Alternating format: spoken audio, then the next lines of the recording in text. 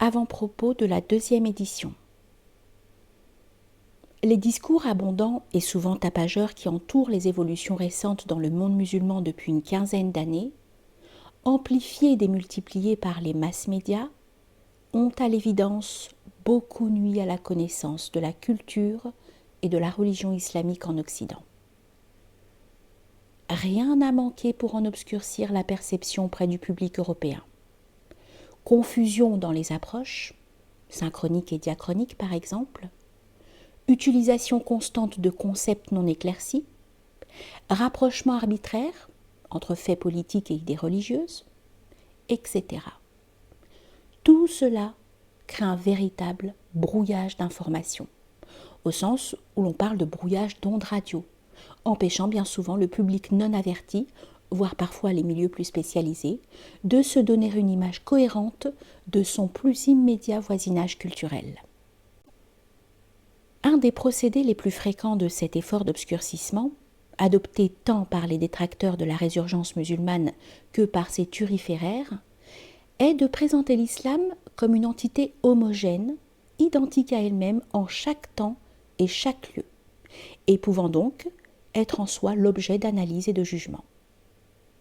Sont ainsi reléguées à l'arrière-plan les spécificités historiques ou sociales de chaque communauté ou phénomène. Or l'islam, y a-t-il lieu de le rappeler, est avant tout le vécu propre, unique et irremplaçable de chaque musulman qui s'en réclame. Il est extérieurement son rapport aux autres membres de sa communauté et intérieurement son rapport au message révélé, c'est-à-dire au Coran. Chaque musulman, n'eût-il jamais écrit une ligne, fût-il même analphabète, vit, comprend et agit en fonction d'une certaine exégèse du Coran. Comprendre l'islam, c'est entre autres approches, saisir ces éclosions de sens naissant de l'impact du verbe coranique dans l'intime d'un esprit. Sens indéfiniment variés suivant les individus, bien sûr. Mais on peut toutefois repérer plusieurs grands types d'exégèse dans lesquels des groupes de musulmans se reconnaissent, qui peuvent être l'objet de généralisations et donc d'études. Le présent ouvrage donne un aperçu sur l'une des formes religieuses à la fois les plus discrètes et les plus centrales de l'islam. Le soufisme, la voie de réalisation spirituelle propre à la tradition musulmane. Kashani, dont les principales méthodes et thèmes exégétiques sont présentés ici, est à cet égard assez représentatif. Son herméneutique résulte en effet d'une expérience personnelle intime et non d'un effort de réflexion théologique proprement dit. Toutefois, sa présentation en est simple, didactique et vise à éclaircir la compréhension des sens intérieurs, ésotériques du Coran, aux impétrants dans la voie soufie, en leur fournissant des types, des modèles d'interprétation pouvant les guider. La diffusion qu'a connue son ouvrage dans les milieux soufis permet d'affirmer qu'il s'agit là d'un des principaux témoins de la saisie spirituelle ésotériste du texte coranique.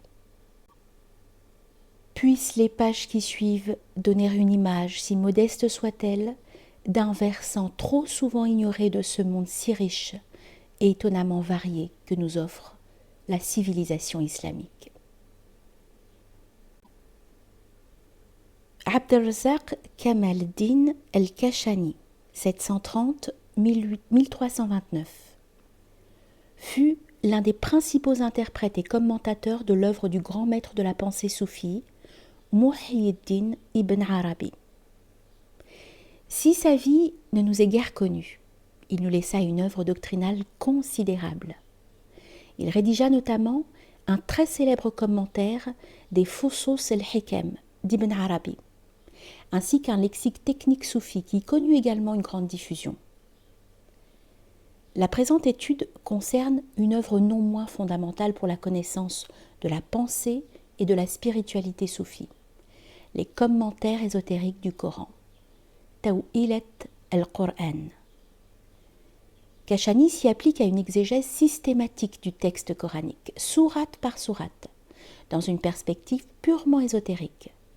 s'efforçant de mettre en évidence là où les dimensions métaphysiques surgissant dans son esprit à la lecture de chaque passage, ainsi que leur importance dans l'ordre de la réalisation spirituelle.